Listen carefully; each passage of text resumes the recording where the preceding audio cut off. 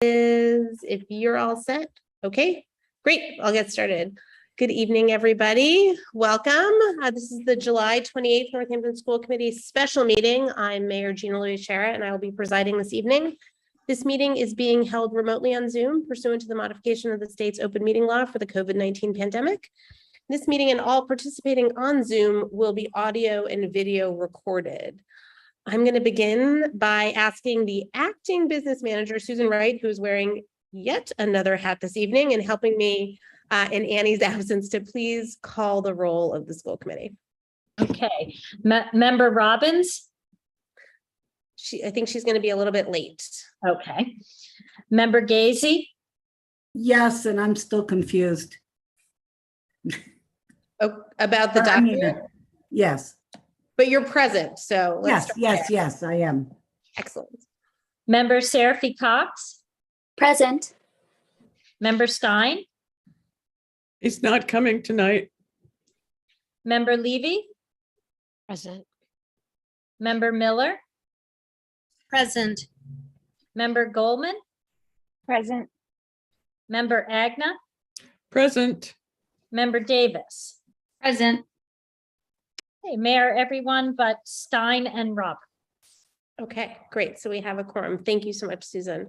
First off, I just want to welcome Dr. Pearson Campbell, who is here tonight for her first school committee meeting with us as interim superintendent. So we are so happy to have you here with us. Welcome, welcome.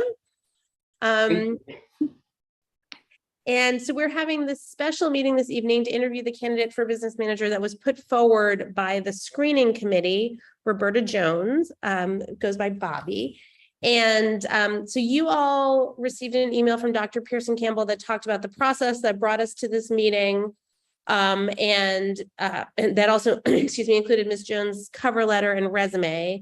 One thing that I would add to that was that the position was posted in May, and then I asked for it to be reposted again in June. So it was actually up for twice as long. I don't know if Dr. Pearson Campbell or Member Goldman or Susan, if there's anything you'd like to add to that process before we start our interview with Ms. Jones. And Member Gazy, you were looking for the document. So I emailed an updated document. I got the document. I just didn't hear, what do I open it with? So what am I supposed to open it with? Okay, so Member Levy, you were saying it in Google Docs? No, if you open it with Microsoft Word or any other program, that will allow you to take notes in your own version. If you open it as a Google Doc, then we'll all be in the same document and we'll probably be writing on top of each other, which maybe we want to do that. I don't know, but probably better if you just download it. And so instead of okay, so if you, when you open up the email, you see how there's in the body of the email, there's the link, but if you scroll down to the bottom of the email, there's an attachment. Yes. Okay. So when I hover my mouse over the attachment, download. So click the download button. Okay. And then you should be able to open it with a document. Thank you. Okay, does everyone have access to the document? Yeah, seems like it. Okay, excellent.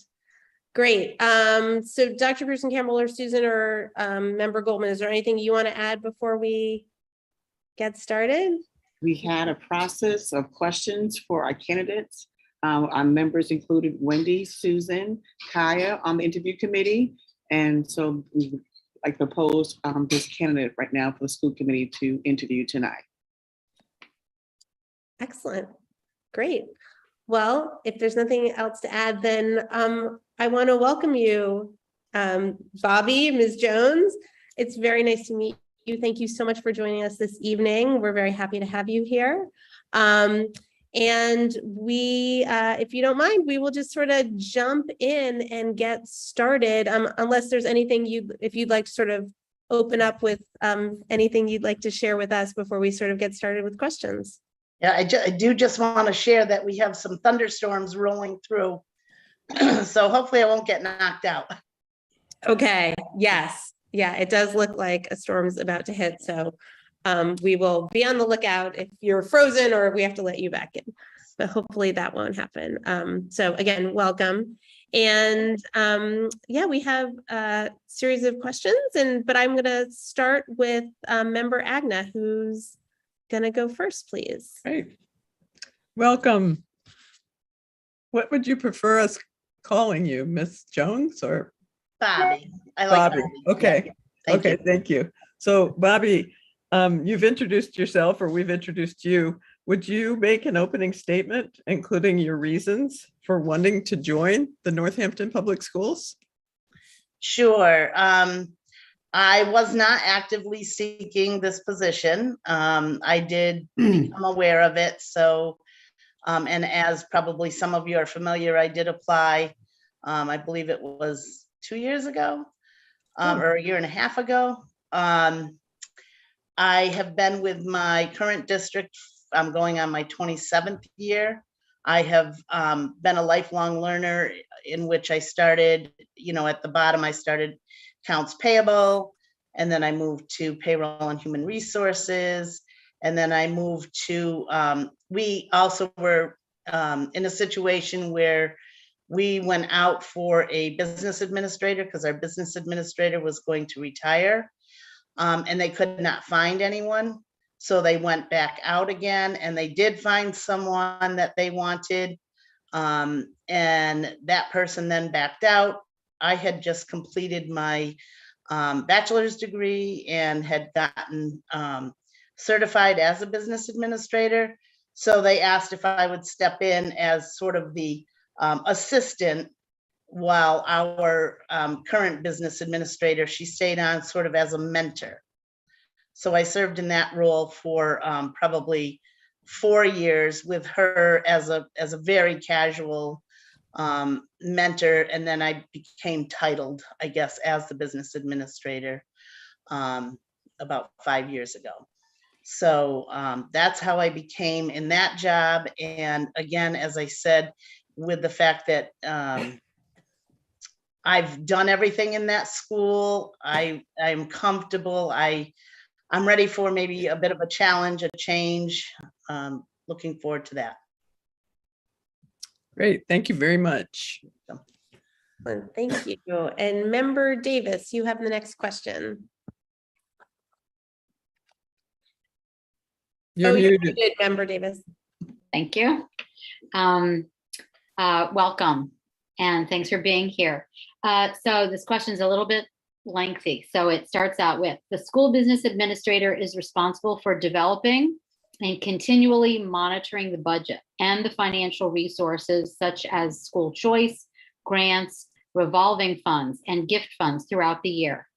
Please tell us about your experience in managing multiple budgets and the processes you use to develop budget projections and monitoring spending. I can repeat that or any part of it if you want. Okay, well, I'll give it a shot. And then if I need you to, we can go from there. Okay. I work for a district that has 2 regionals and 3 municipals. So I do actually create 5 budgets. And they're really very different budgets, because for my 2 regionals, I have to do all the revenue projections. I have to show how I'm going to do my assessments to the towns that are included. So there's a very big process just before you start in that. And then I work with the principals, I work with the superintendent, I work with the towns, and I work with any various stakeholders. And we start setting up the budgets themselves. Our school choice funds, the revolving school choice fund, is used very differently in my districts. So for the 2 regionals, we use that as a revenue offset, which reduces the assessments to our towns. And then for the 3 municipals, what we really would like to do is use those funds as something where we could actually create programming. Unfortunately, that never ends up being the case, as our towns are small and they don't have the revenue streams that they need necessarily either. So we often use it to offset our budget so that we can maintain the positions that we do have and then create hopefully some extra programming as we go. You mentioned revolving funds, so I also work with circuit breaker in 2 of my schools. I have what's transportation revolving funds that we have. Those are funds that we can keep 1 year's worth of in an account. And that was something that our school committees had to approve. I work with Medicaid. I work with preschool revolving, gift revolving. We have some trust accounts. So I have a lot of various accounts that we have. So one school may have the budget that the town's going to fund, along with use of school choice, along with the use of preschool, along with the use of the trust fund. But they're all 5 of them are very, very varied, yet similar. So now if I didn't answer, if you could, everything that you had asked, if you want to repeat anything, I'm happy to go from there. I think that you got everything. Did anybody else catch any pieces? I think that you covered everything. Thank you. And just as a FYI, Bobby, I'm putting the questions in the chat for you so that you can Okay. see them in addition to hear them. Oh, they did that the last time. That was very helpful.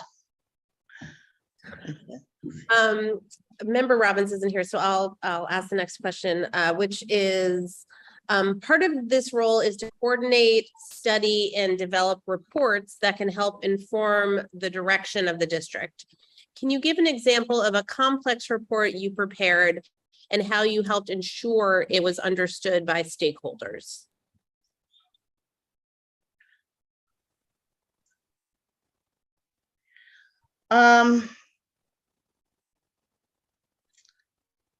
Well, one, and I'm not quite sure if this is exactly, but we have one school in our district that is trying to create a neurodiversity program.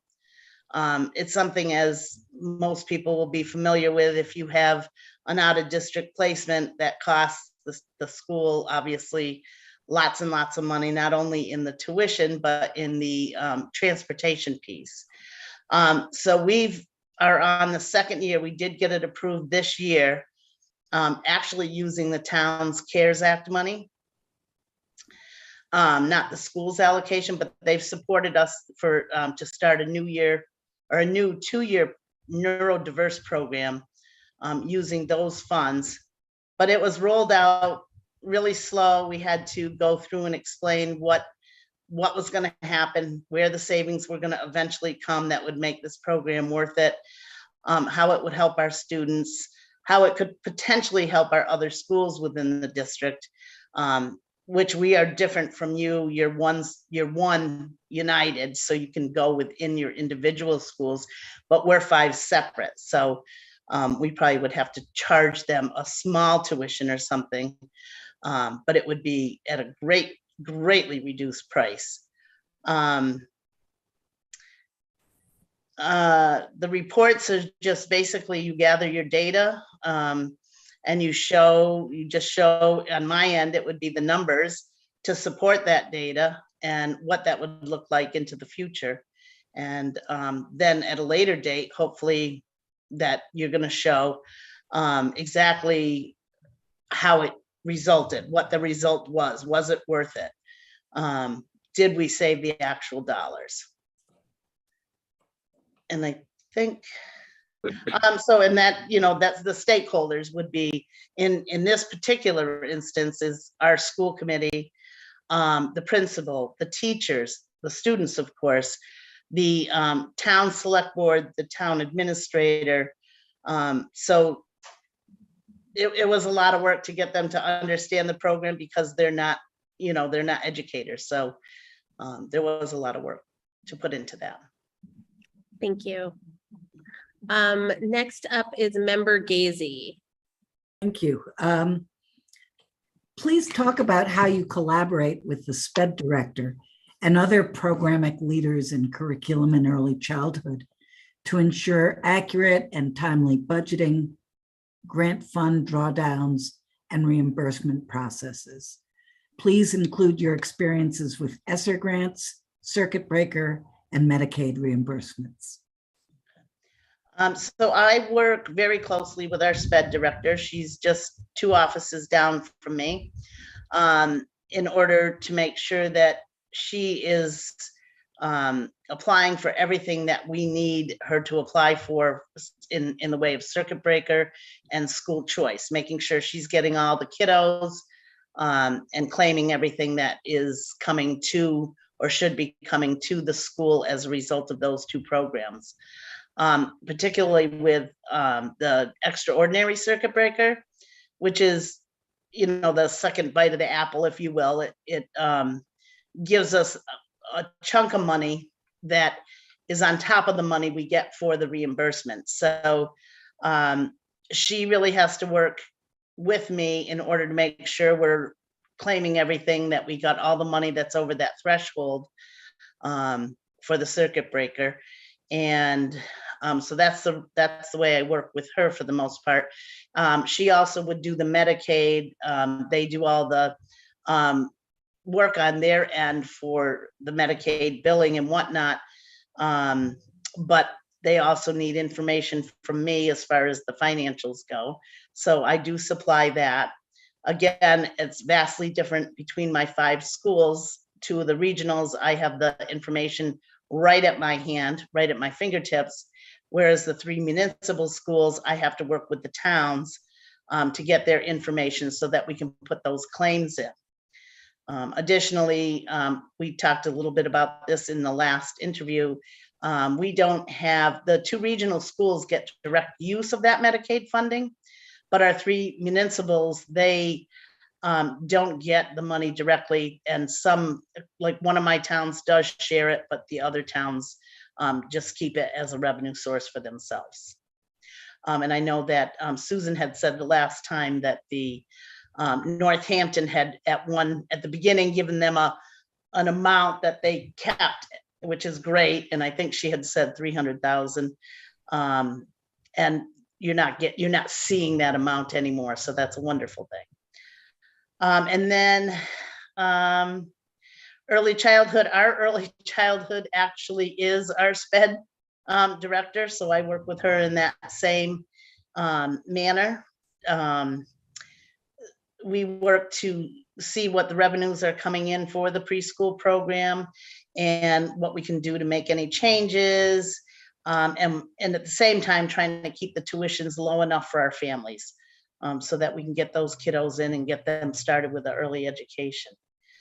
Grant budgeting, grant fund drawdowns, I do that on a monthly basis. On my school, I do it again for actually 5 plus. We do work for Worthington, so I do 6. And that's what I was working on all day today. So I do that. And then I also do monthly monitoring of the grants in the preschool, preschool, school choice, all the revolving funds. So I do that. I have experience with grants, the ESSER grants, way more than we probably ever would have without COVID. We've had ESSER 1, ESSER 2, ESSER 3. We've had COVID relief funds. I've also worked with the town on their end of it, separate from what the school gets, they have CARES Act money that they also shared with us because we had written in and said we could use this.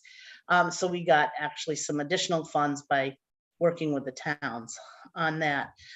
We got remote learning technology grants. We got summer grants, they were called ASOS, and then SOA. And then, of course, I work with a variety of the normal grants that are given. And that's like Title I, Title II, Title IV, Title III, we go with the collaborative. Then there's SPED, there's the 94-142, early ed. So there's a lot of grants and I'm very familiar with those. And I think I said Medicaid, and so I believe I got everything. I think you did. I'm impressed. Thank you. Member Seraphy Cox has the next question. Thank you. Hi, Bobby. I was on the committee when you interviewed before. It's good to see you again. So my question is, how do you see your role in working with the school committee? And in particular, how do you approach onboarding new members, providing support during the budget season, and responding to questions from multiple school committee members seeking information throughout the year? I work really closely with all my school committees. I have 5 of them. We have Worthington, which is a town that we just assist with. They actually have a sitting board member on our Hampshire Regional School District because they tuition the kids in there, but they don't have a vote. So I don't do much with their school committee other than that interaction. But my other 5 school committees, I go to their meetings, and it's a lot. So it's at least 5 meetings a month that I've had to attend. And I'm there for questions. I provide reports on a quarterly basis for the operating budget. I provide anything that they want. If I don't have it at my fingertips, then I bring it to them the next meeting. I'm open to them calling, emailing, texting, whatever that they need to do. I'm open to them and asking for any information. I like to make sure that I'm out there as transparent as can be. I'm happy to help. I'm happy to work up any scenarios that someone might help. And as far as like new members go, I have done some trainings with new members and even a refresher course for older, school committee members that weren't familiar with the budgeting process, particularly with the 2 regional schools, because that is a little bit more complicated. But I do work with them not only during budget season, but all year round.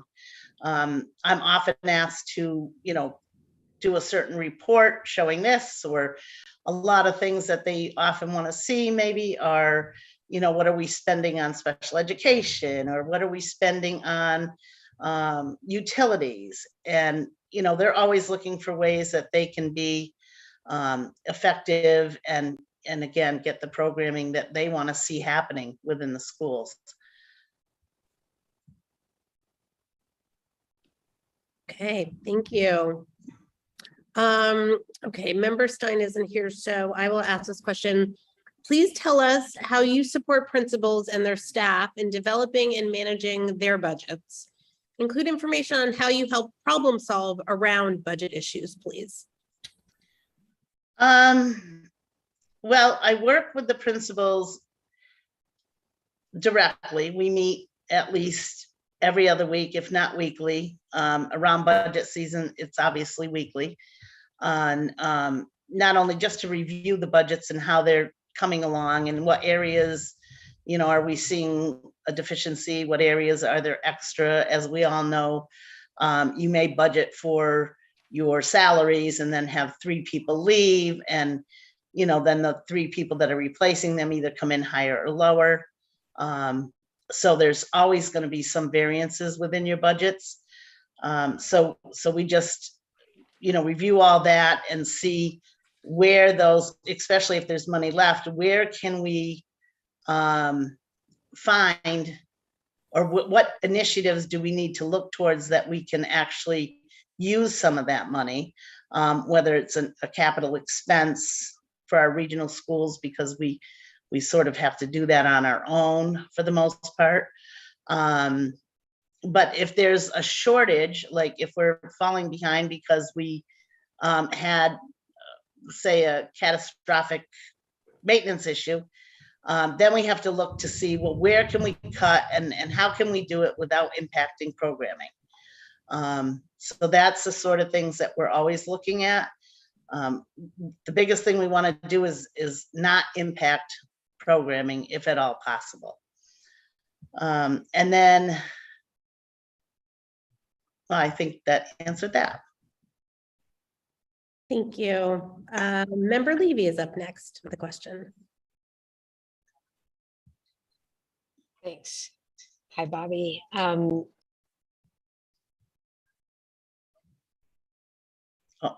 I actually do know how to use my mute button and my unmute button. All right, sorry about that. I wonder if you can talk about what you see as the role diversity, equity, inclusion, and anti-racism play in the business administrator position. And then part two of the question, what areas would you want to develop in order to bring that lens to this role? That's an interesting question. My role would be to support the schools, the administrators, our school councils, even in what they're trying to work on, particularly in our schools, in our district. We don't have much diversity. So we often have conversations around educating our students, or the best way to educate our students with the lack of diversity, so that we can, make sure that they're being as educated in these areas as possible. Sorry. So what areas would I want to develop in order to bring that lens? I guess is just to support those that are around me, and to try to find the monies to seek or work with the grants writer to seek any areas that we can either get professional development or different curriculum, anything in those areas that would help bring about the awareness to this. And then not only that, but to, model inclusivity and just be that person who shows that they're inclusive, and that, I guess that's it. Thank you. Sorry, I'm putting, okay. Member Miller is next with a question. Hi, welcome. My question is that the school business administrator is the district's chief of operations and finance. Please describe your experience managing and supervising school, maintenance, food service, and transportation. So again, a smaller district that doesn't have a lot of personnel. I also wear the hat of supervising and managing our facilities department, our food service department, and our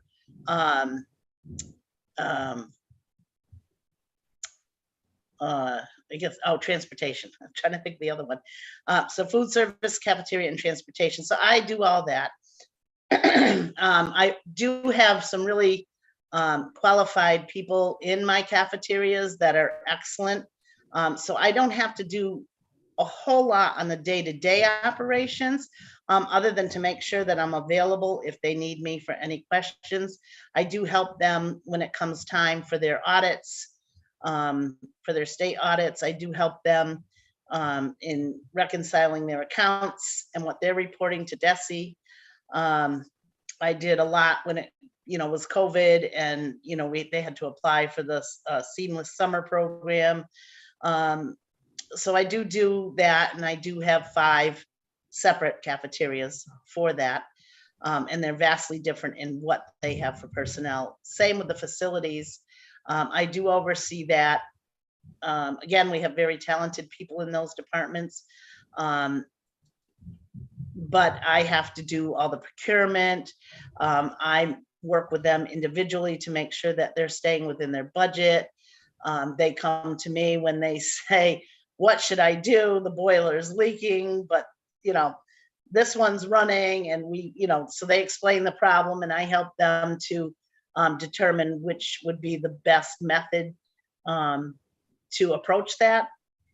And then for the transportation, we contract out, as do you, with Durham, but I am the go-between for Durham and any of the parental or parent complaints, student issues. I have to work directly with the principals and the bus company to take care of those issues. So I do work very directly with all of those departments. And again, 5 of them. So, which would be similar to yours, because I think you have 6 schools. Am I right? Yes, 4 elementary and middle and high school. So- Okay, next is Member Goldman with a question. Thank you. Hi, Bobby. It's nice to see you again. My question this evening is, please tell us about a time when you were able to identify a complex problem, evaluate the options, and implement a solution.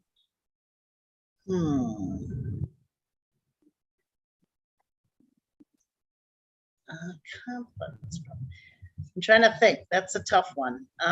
Only because there's problems every single day that you're troubleshooting. So I guess,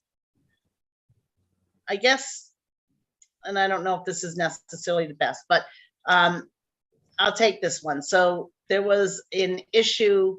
I got a phone call from my custodian at one of my schools that there had been a leak and they were out of town and couldn't get into the building. Could I go see what had happened? I did. I went in and I identified that there was a pipe that had leaked, and it leaked into our gymnasium and it lifted the wood floor. I have never seen a wood floor lifted like that was lifted. So I had to immediately get someone, call them in, get the leak shut off to begin with, stop the damage as best we could. And then of course I had to work with our insurance company to get them in to handle the claim. I had to work with the coaches to reschedule any games that they had already slated. And, you know, and it was just a continuing effort until that floor had gotten completely fixed. And it was an effort. And even my insurance company, when they came in, said that they'd never seen a floor like that. So that's one of the complex issues that I had to work with and find a solution without having anybody else around. Thank you.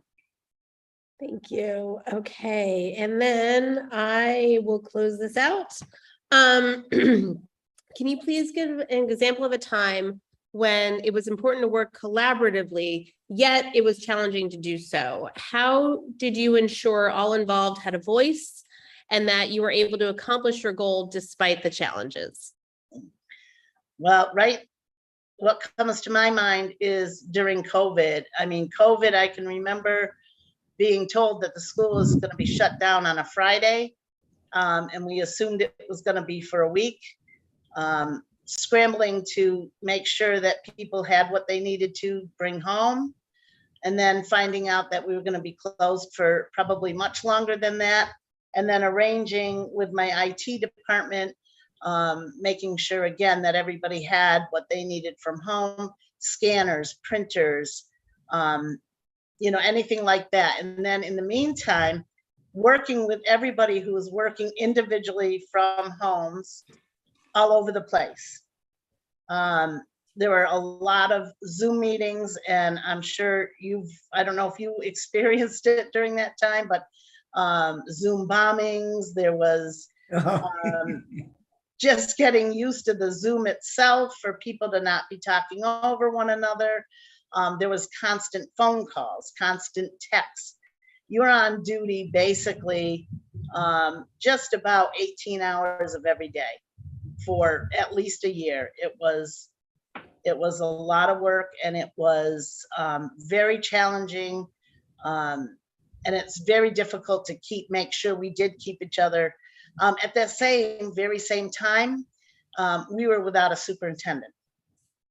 So our school committee had named the principals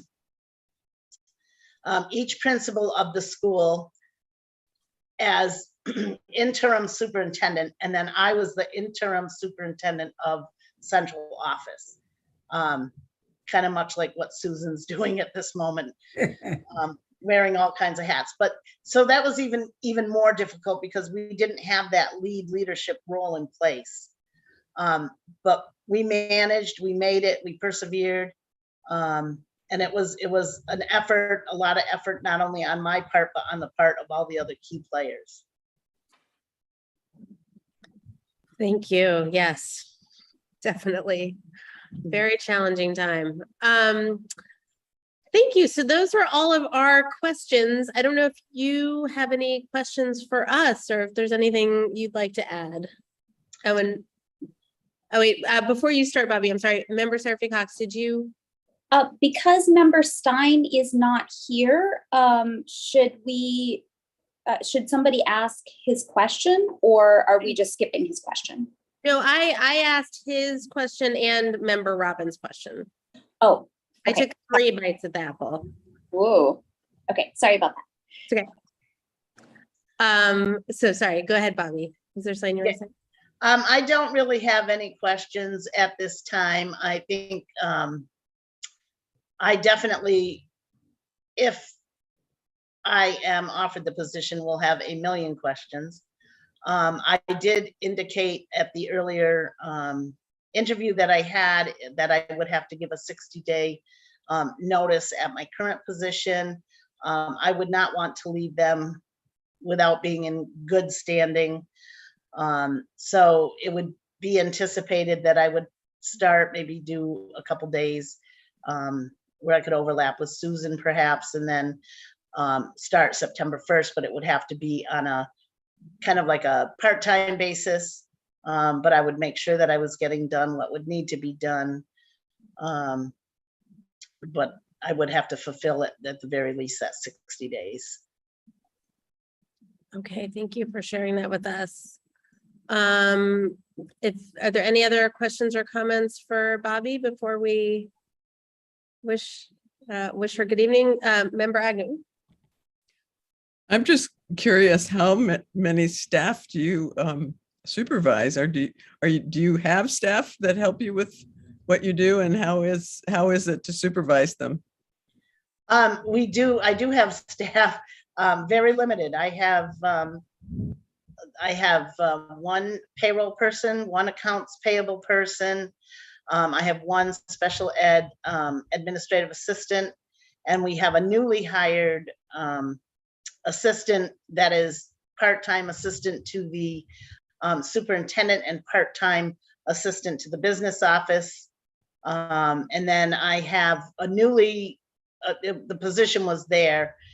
She split some of the payroll and the accounts payable, but newly created assistant business administrator in order to help me so that I could get things done in a more timely manner. It's very hard trying to close out the books for 5 schools and do 6 end-of-year reports and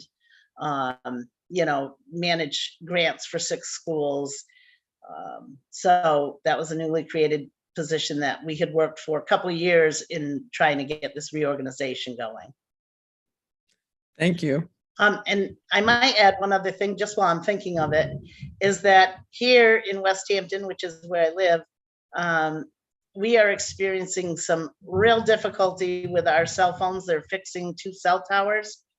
So if somebody does need to contact me, they should do it best probably by my email. They can try my phone for sure, but email would probably be my best way to be in touch. Okay, thank you for telling us that. I wish they would fix some cell towers here. My service is getting worse and worse in my house, but okay, well, thank you so much for joining us this evening. We're so grateful for your time and your answers. And we'll say good evening to you. Thank you. Okay, thank you, everybody. Okay, so next on our agenda is, sorry, Member Goldman, do you have a question? No, I was going to make the motion. Okay, so next is discussion and vote to authorize the superintendent to enter into negotiations for the chosen candidate for business administrator. Member Goldman, So moved.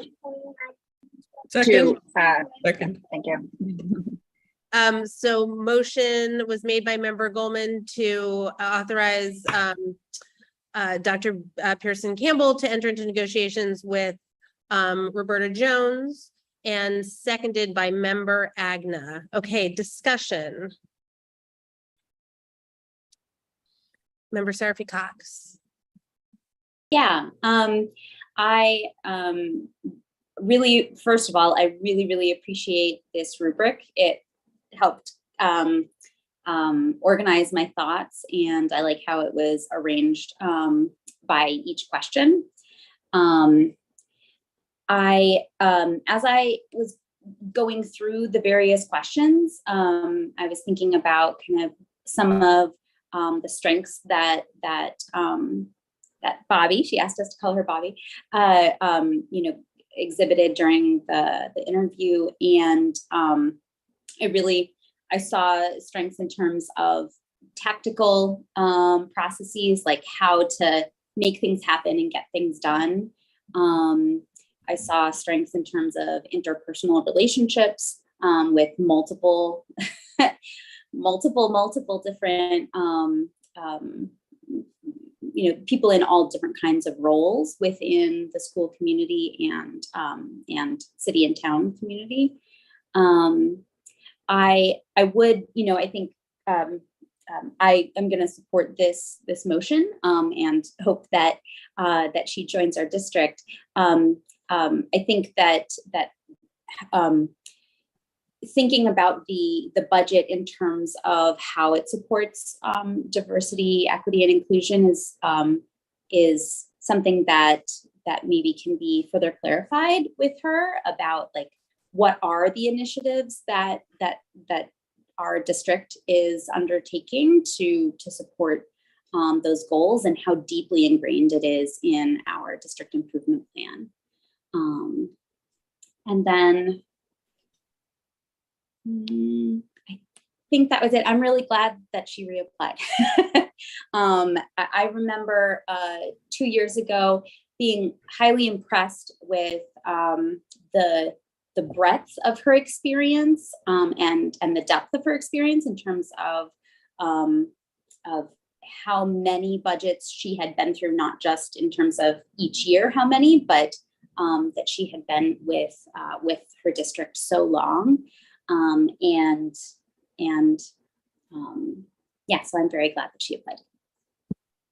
Thank you, and a credit to Member Levy for the rubric. Thank you for that. Other discussion or comments? Member Davis? Thanks.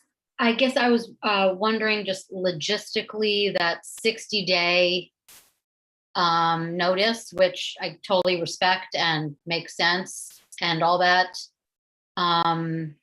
We would just sort of continue as we are until that time. Is that like a no-brainer that that's just how it would be with anybody? Whether it's 30 days or 60 days, it just seemed like a long time. Yeah, that was news to me too. Susan, did you want? Yeah, I think the 60-day notice is workable. I think she can keep her foot in both places for a relatively short period of time. I have made arrangements for our end of the year report to be prepared by Cami Lamica, who is the business manager before Nick.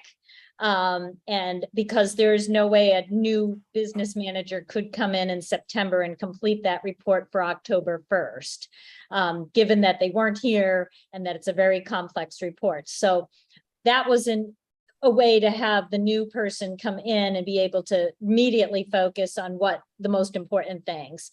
I am done with the district on 9/1. So if you were to hire Bobby, I think she could probably take some time so that we had overlap. And honestly, she's done I had the job for 7 years. She's had the job, various pieces of it for 27 years. I had one budget. She's got 5. I don't think she's going to need a lot of hand holding.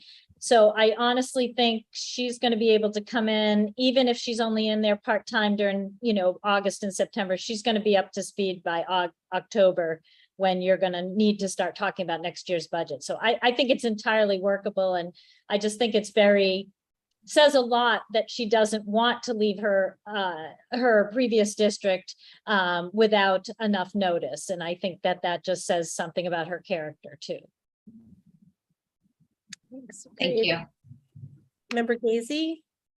I was very impressed at how she keeps all those balls in the air. I mean, we've got 5 schools, they've got 5 schools, but that's 5 school committees and 5 of this and towns and this and that.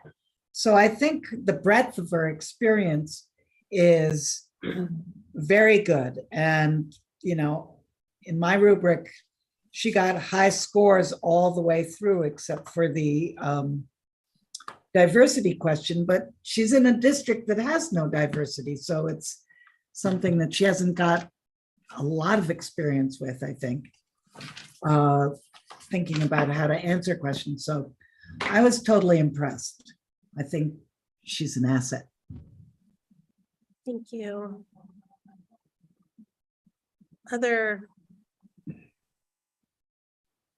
Any other questions or comments? Member Miller? I would only add to that I think that the questions about diversity and equity will be, she's open to being educated and open to learning about that because she has not had to deal with it. And I did feel confident that she would be able to walk into this job and manage what she would have to manage in terms of the budget, because again, I'm just echoing that she's been juggling all these balls in the air.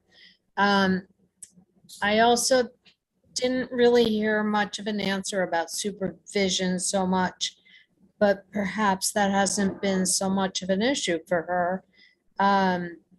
So that's the only thing I was left wondering a little bit about. But overall, I am supportive. Thank you. I appreciated that she made clear that she would do whatever she needed to do to financially support initiatives and programs and, what the district was working on, which is what we would ask her to do. Member Goldman. Yes, thank you. I just want to take a moment to strongly advocate for moving this forward and voting yes for this motion. Bobby showed herself to be very well qualified to come in and really meet our needs where we are at right now with the new superintendent. She's already has all her licensure. She even has procurement licensure. She made handbooks for the principals so that they would understand their role in the system. She was the director of, she was the transportation, sure is the transportation director, the food services director, the facilities director. She brought her whole, many group schools through COVID. She knows ESSER inside and out. When we are having conversations about what we're coming up against in these coming years with our budget, she is the one who is just going, it's all going to be in her head. Like she'll just know. And she understands the needs of the different departments. And so she knows what she needs, how to talk to them and build those relationships. And I just think that even regardless of how exceptional she was compared to the other candidates, I just think that she is very well suited to take on our district, which has its quirkiness, and having someone who just knows the whole thing so well is important. Something that didn't maybe come across as well in her interview tonight was her commitment to transparency, like really providing the information, making sure it's available, She spoke about that quite a bit before, and I really appreciated what felt like really a team player with a lot of integrity. And I also just want to point out that she was the only candidate where everyone on the screening committee was like, absolutely. And that included Wendy, who she'll be working with. So I really, I was just a school committee member in the group, and I was so happy to have been there. But also, for Susan and Dr. Pearson Campbell and Wendy to be so thrilled with her candidacy was enough for me, even though there was so much more that made it clear she would be a great person to have on our team. Thank you for sharing all of that, Member Goldman. Member Levy.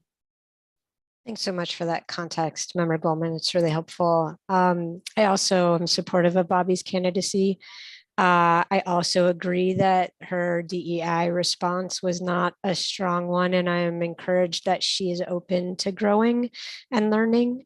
And I just felt like I couldn't let it go unsaid that diversity comes in many, many expressions, many shapes and forms. I imagine she was mentioning or referring to the fact that there's maybe not a lot of racial diversity in her district, and yet there's still a lot of diversity. So all of us have work to do on diversity, and all of us have, I think there's a role DEI plays in all of our roles, and I hope we're all open to thinking about what that role is and doing that work. Thank you, Member Levy. Dr. Pearson Campbell.